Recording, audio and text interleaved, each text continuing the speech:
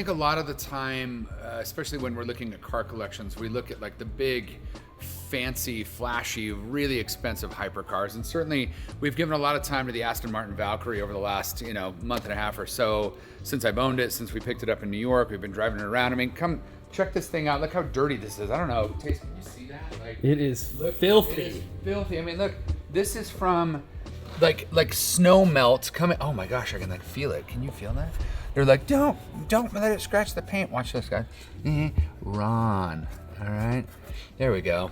Ron right into the Valkyrie. But this has been such a fun car to kind of get to know and get to experience and get to drive.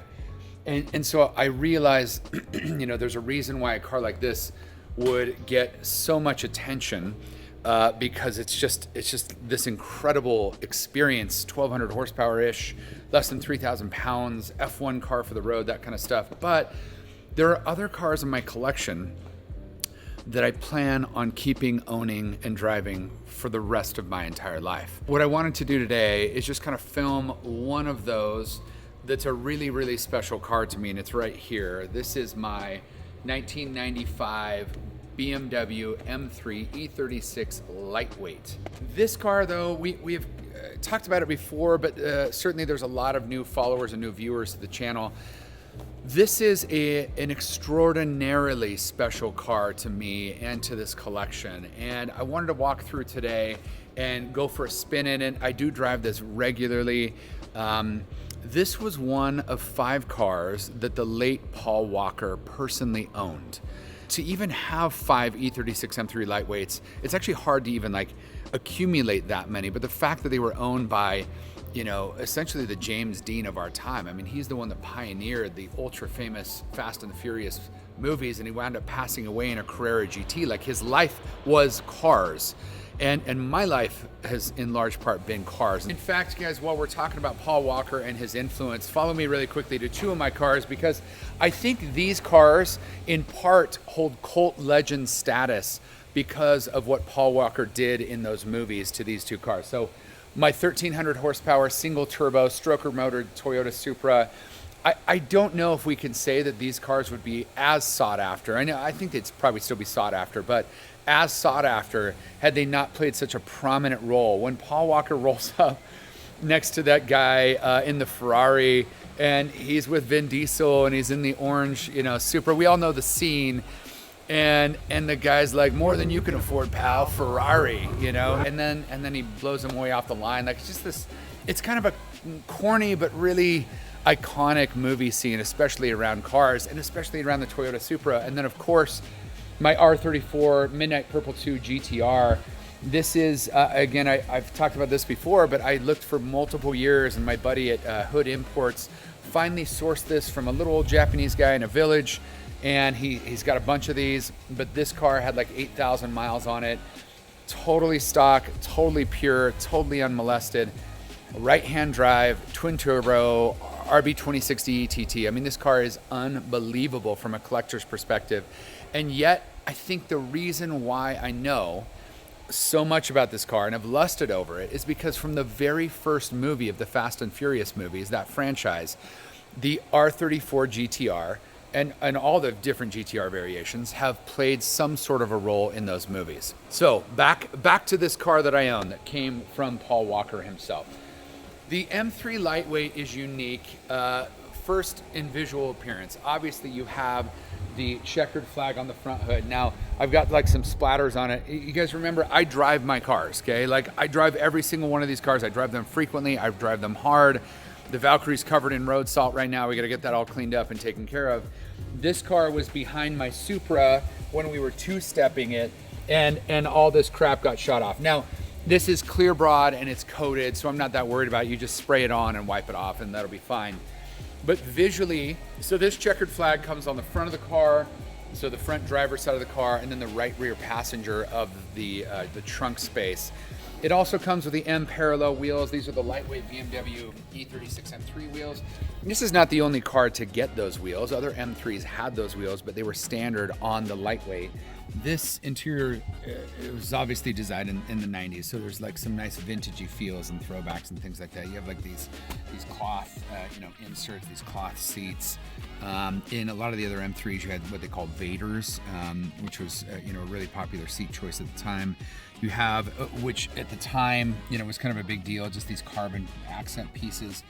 Many of these cars that I've ever seen are like yellowed and cracking and stuff like that, and so my car, being largely original, has just been kept in like exceptionally good shape. The whole point of this was this car weighs like 220 pounds less than a standard M3, and so based on what I have been told, there's no radio. They've taken out some of the sound deadening, things like that. Obviously, the use of lightweight components between the wheels. There are people that know a lot more about this car than I do, but it's essentially the sum of some really fun parts above and beyond a standard E36 M3 that make this car really, really fun to drive. They made 126 of them. Several have been wrecked. Most have been tracked at this point and have kind of been beaten up. A lot of these cars did not sell when they hit the showroom floor because they were substantially more expensive than a normal E36 M3. And so a lot of these guys that did wind up buying them turned them into track cars. And so they were out there beating on them over and over and over. Recently on Bring a Trailer, I've noticed, I think there's at least 2 just in the last 3 weeks that have come through. One had 99,000 miles. Another had, I think, 25,000 or something like that. The 25,000 mile one sold for almost $190,000. As far as M3 variants go, this is the most expensive. In fact, I don't know. There's no E90, there's no E46 M3 that's selling at that price. Like, I think this is there an E30 Evo maybe? Those might climb to that price, but I think the E36 M3 Lightweight is the most expensive variant of M3 ever. And so this car specifically, I now have 15,939 miles on it. When I bought the car, again, this was one of 5 that Paul Walker's family was auctioning off at Barrett Jackson a few years ago. When I bought the car, there was a lower mileage car. I think there was like 4,000 miles on it, but it had been wrecked. And so I remember going through each one of the cars, and this one was the most original with the lowest miles, and it felt like it needed the least. Paul drove his cars just like I drive my cars, and so some of them needed a little bit of work. Some were modified with exhausts and things like that.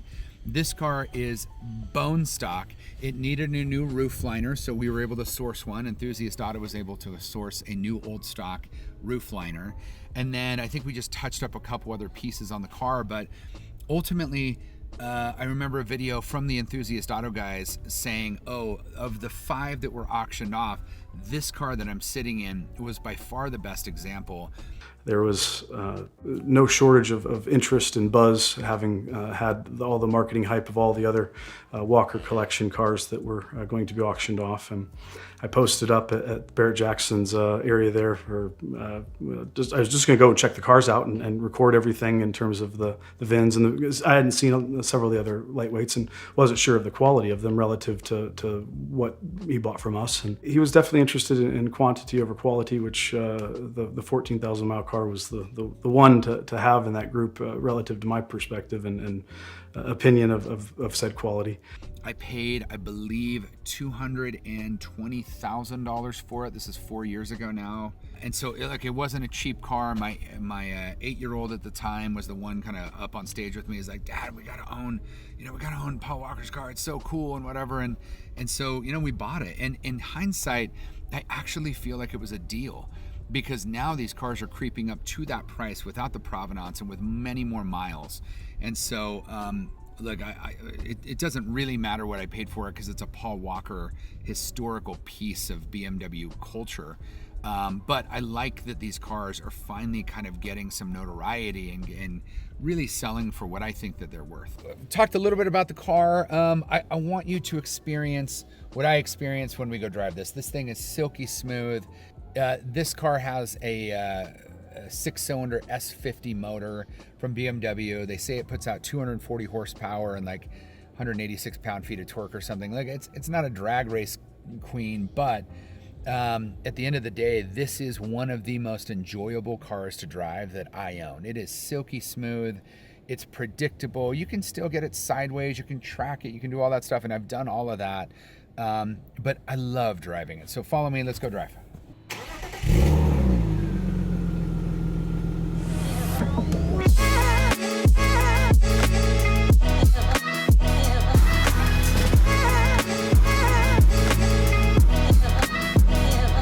Okay, for a lot of you guys that follow me for a long time, in fact, some of those early videos, if you guys remember, I used to force Taste to blur my face, and that caused even more outrage than a fake beard.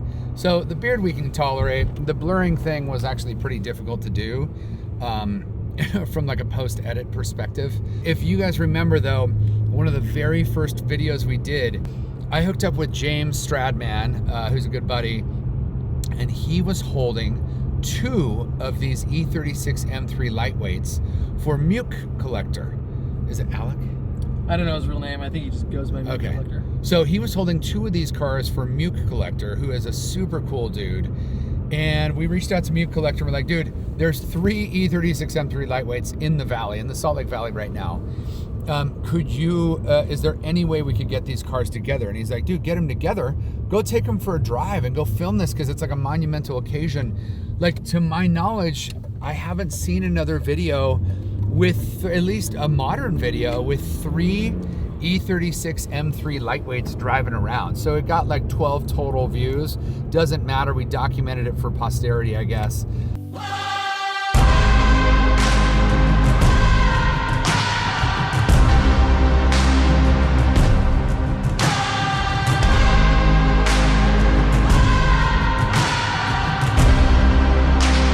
But man, we had so much fun driving that around. And I think, based on what I've seen, that's like the only time that's ever been done. Really, really fun, bombing around the foothills of Utah. Okay, so watch this. I'm behind a Kia. Let's see if we can pull on the Kia.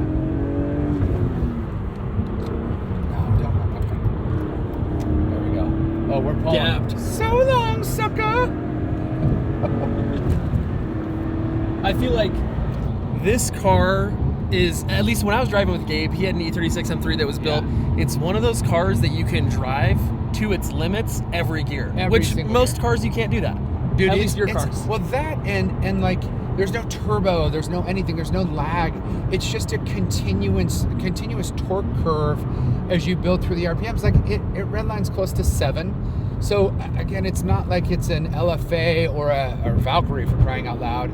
But it is so easy to drive, and it's easy to drive at its limits. And it's hard to kind of explain this to people when you're like, dude, this is like one of the most pure feeling driving experiences you can ever have, because the engine is so silky, it's lightweight, it's rear wheel drive. That is the pure ethos of driving to me. You know, so driving this thing, let's go into overdrive. 5th gear is overdrive in this car. In this specific example, there is not a rattle, there is nothing out of sorts with this car. I believe, humbly, that this is the best maintained and best conditioned E36 M3 Lightweight in existence. I have spared no expense with the reconditioning of this car. It is literally perfect. It is perfect. All right, just so you guys can hear what 240 horsepower sounds like ripping down the road in an M3 Lightweight, Ron's gonna give it all the beans.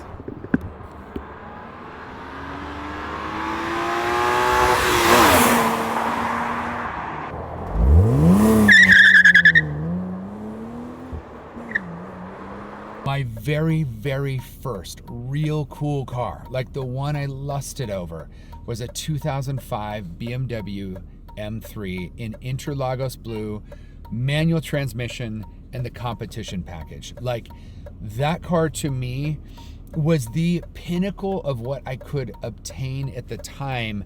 Now, what I didn't realize is they were just approving everyone for credit. So I went down to BMW Murray, and there was a guy named Scott Simpson there, and he was the GM. And he's like, hey, good news, we pulled your credit. You have a good credit score. You don't make a lot of money, but you have a good credit score, so we're just gonna approve you. And it was like a $750 a month payment. And I made $3,000 gross per month. And so what is that, like $2,200 after taxes or something like that? So fully, I think it was more than 1/3 of all of my disposable income was going to this BMW M3 that I owned. And I could never have been a happier human being from a worldly perspective anyway. I'm you know, obviously my wife and children bring me a lot more joy than that. But at the moment in my life, I thought that was the peak of like car nirvana for me. And so funny enough, I wound up owning that car until I got married. And the very first week of my marriage, my wife came to my office and she's like, hey, they've just shut the power off to our townhome because I didn't have enough money to pay both the car payment and the power bill for my townhome. So that was a fun like intro to marriage. But hey, I had a friggin' sweet Interlagos BMW M3. Hey guys, I hope you enjoyed kind of the ride along in my E36 M3 Lightweight. I love this car. I love kind of what it represents. I love who it came from. Really is a piece of kind of automotive history. And quite frankly, most of you guys have asked me about it in other videos, and I've never actually showcased it, especially because we've grown our following so quickly over the last year. So I'm excited to get it off the lift. I'm excited to drive it around. Beautiful sunny day here in Salt Lake City, and hopefully you guys enjoyed the ride. Subscribe, follow me. We're doing a bunch of fun car stuff. Thank you.